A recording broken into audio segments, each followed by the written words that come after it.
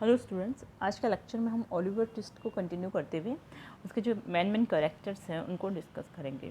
तो सबसे पहले हम ओलिवर ट्विस्ट जो कि इस नॉवल का प्रोटैगनिस्ट है उसको डिस्कस करेंगे। Oliver is an orphan born in a workhouse, and Dickens uses his situation to criticize public policy toward the poor in 1830s England. जो ओलिवर ट्विस्ट है वो एक ऑर्फन बॉय है जो कि वर्क हाउस में रहता है या फिर वहाँ पे काम करता है। और जो डिकन्स है उन्होंने उसकी सिचुएशंस को उस टाइम की जो इंग्लैंड था 1830s में, यानी जो विक्टोरियन एज में उस टाइम में 1830s में जो इंग्लैंड था उसकी जो सिचुएशन थी, उसकी जो पब्लिक पॉलिसी थी बच्चों को लेकर, बड़ों को लेकर, पुअर्स को लेकर, जो भी पॉलिसीज़ थी उनको क्रिटिसाइज़ किया था, मतलब उनकी निंदा की या फिर उसका एनालिसिस किया था। Though treated with cruelty and surrounded by coarseness for most of his life, he is pious, innocent child, and his charms draws the attention of several wealthy benefactors. His true identity is the central mystery of the novel. यद्यपि क्या जो Oliver twist है वो through out the novel उसके चारों ओर मतलब बुरे आदमी थे या फिर ऐसे लोग थे जो कि बुरे बुरे काम करते थे या फिर जो क्रूल आदमी थे, मतलब क्रूर टाइप के आदमी थे, लोग थे, सराउंडिंग्स ऐसी थी, बुरी सराउंडिंग्स थी या संगति उसकी अच्छी नहीं थी, फिर भी वह बहुत ही ज़्यादा पवित्र था, एक इनोसेंट यानी मासूम बच्चा था। और उसमें जो चार्म था, यानी कि उसमें जो उसकी जो चमक थी कैरेक्टर की, उसकी वजह से जो काफ़ी सारे वेल्दी बेनिफिटर्स, मतलब काफ़ी सारे लोग उसकी तरफ अट्रैक्ट हुए थे और उन लोगों ने उसको अपनाया भी था। और थ्रू आउट द नॉवल उसकी जो रियल जो आइडेंटिटी है, मतलब उसका जो वास्तविक सत्य है कि उसकी पहचान क्या है, वो मिस्ट्री बनी हुई रहती है। मतलब इस जो नॉवल का रहस्य वही होता है, मतलब जो मेन जो थीम होती है वो उसकी यही होती है कि इसी के चारों तरफ उसका प्लॉट, यानी कि पूरी नॉवल का जो प्लॉट है वो घूमता गया था।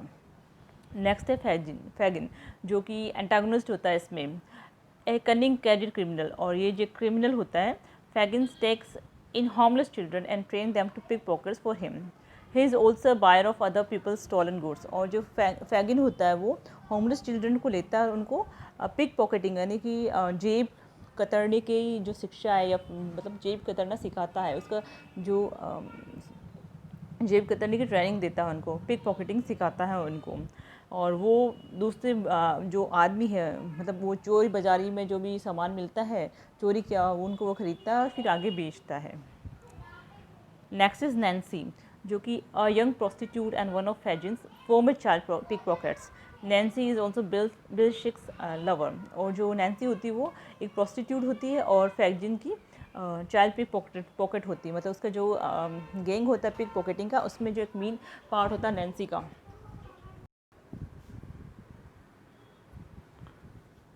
तो वो पिक पॉकेटिंग की एक गैंग में शामिल होती है और वो बिल सिक्स नाम के एक आदमी होता है या कैरेक्टर उसकी लवर होती है। Despite her criminal life style, she is among the noblest character in the novel.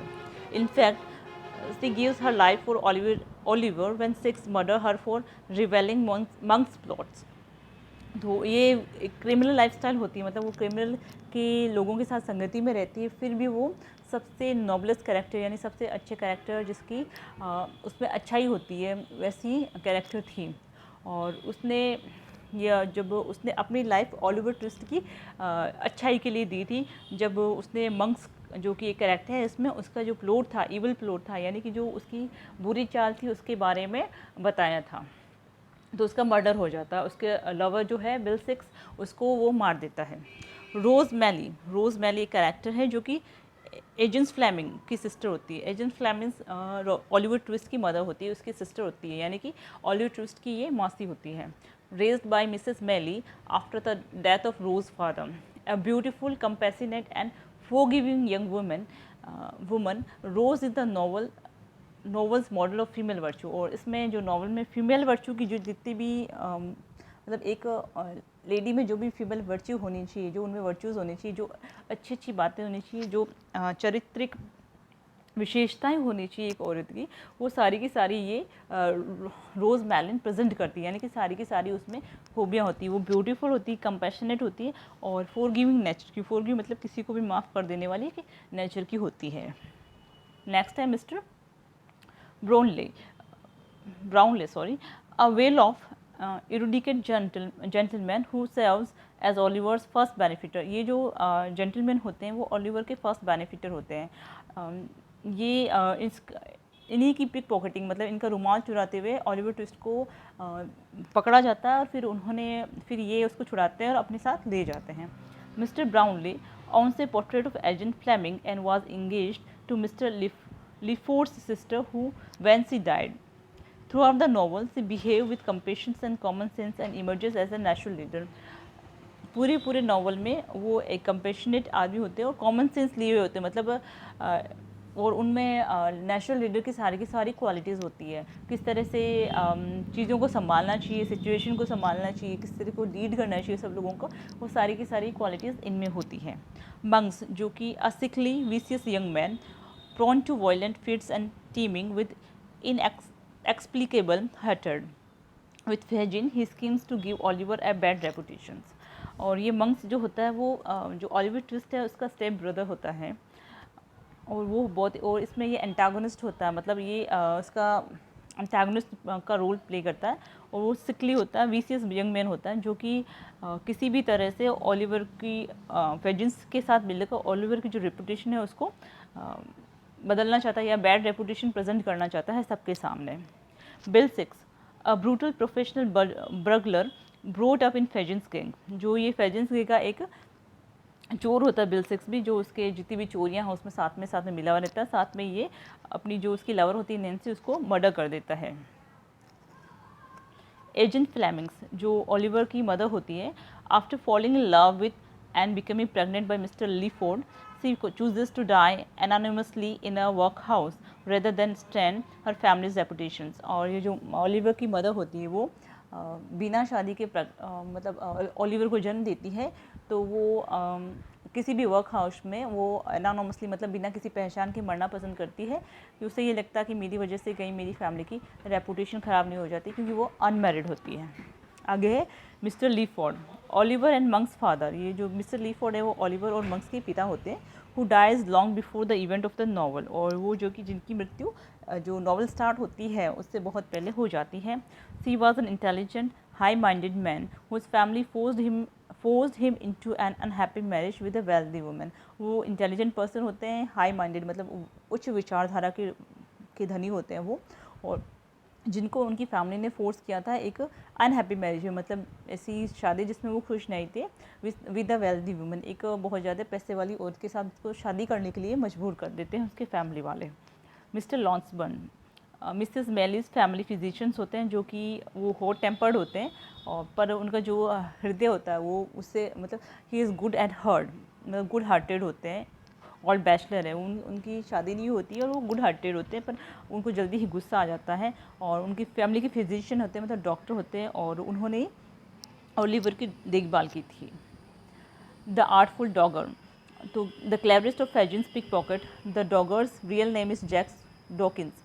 और ये फेजिन्स की पिक पॉकेट के गैंग का एक सबसे होशियार बंदा होता है, और इसका जो रियल नेम होता है वो जैक डॉकिंस होता है। नेक्स्ट है ओल्ड सैली जो कि एडल्डी pauper who serves as nurse at Oliver's birth, जो कि ओलिवर के बर्थ में उसकी मदर को सर्व करती है, और वही एजेंट से गोल्ड लॉकेट छीन लेती है जो कि ओलिवर की आइडेंटिटी का क्लू होता है, मतलब ओलिवर की पहचान का जो क्लू होता है वो कि गोल्ड लॉकेट जो कि वो ओल्ड सैली चुरा लेती है। Mrs Conley, the matter of the workhouse where Oliver is born. Mrs. Conley is hypocritical, callous and materialistic. After she marries Mr. Bumble, she haunts him mercilessly. और ये जो मिसेस कॉनले होती है वो उस वर्क हाउस की मैट्रन होती है जहाँ पे ओलिवर बॉर्न हुआ था या फिर वो बड़ा होता है, और वो बहुत ही हाइपोक्रिटिकल होती है, मटेरियलिस्टिक होती है, मतलब बहुत ही ज़्यादा भौतिकवादी होती है, और वो मिस्टर बम्बल से शादी करती है। Next is No Claypole, a charity boy and Mrs. Soberberry's apprentice. Noah is an overgrown, cowardly bully who mistreats Oliver and eventually joins Fagins gang. और ये जो नोहा क्लेपोल होता है वो मिस्टर स्लोबेरी का अप्रेंटाइज होता है, और वो उसको ओलिवर को बहुत ज़्यादा मिस्ट्रीट करता है, मिस्ट्रीट मतलब बहुत ज़्यादा उसके साथ बुरा व्यवहार करता है, और लास्ट में वो फेजिन की गैंग को ज्वाइन कर लेता है। नेक्स्ट है बुल्स आई जो कि बिल सिक्स के डॉग का नाम होता है। Mr. Sowerberry, the undertaker to whom Oliver is apprenticed. though Mr. Sowerberry makes a grotesque living arranging cut rat burials for paupers, he is decent man who is kind to Oliver. Mr Sowerberry वो होता है जिसको Oliver apprentice होता है, और वो जो उसका काम होता है उसकी बजाय वो काफ़ी डिसेंट होते हैं ओलिवर के प्रति. नेक्स्ट है mister ग्रिमिंग. Brownley's pessimistic, Cromwell-Gownley friend, Mr. Bringwing is essentially good-hearted and his pessimism is mostly just a provocative character quirk.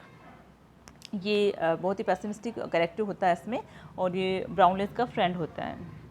Next है Mrs Mann, the superintendent of the juvenile workhouse where Oliver is raised. Mrs Mann physically abuses and half starve the children in her care. और ये Mrs जो man होती है वो superintendent होती है जहाँ पे उस वर्क हाउस की जहाँ पे ओलिवर रेस्ड हुए थे, और वो बच्चों को बहुत ही हाफ स्टार्व मतलब आधा भूखा रखती थी और बहुत ज़्यादा उनको प्रताड़ित करती थी. नेक्स्ट है Mr Fang, the harsh irrational power hungry magistrate who provides over Oliver's trial for pickpocketing. और मिस्टर जो फेंच है वो काफ़ी हार्श होते हैं, इरेशनल होते हैं, और जो शक्ति के बहुत ही भूखे थे यानी पावर हैंग्री होते मजिस्ट्रेट हैं, जिन्होंने कि ओलिवर का पिक पॉकेटिंग का जो केस था उसकी ट्रायल दी थी. आज के लेक्चर और भी इसमें काफ़ी सारे करेक्टर्स हैं जिसको हमने डिस्कस किया. जो माइनर करेक्टर्स हैं, जो मेन करेक्टर्स हैं उनको मैंने बता दिया है. Thank you.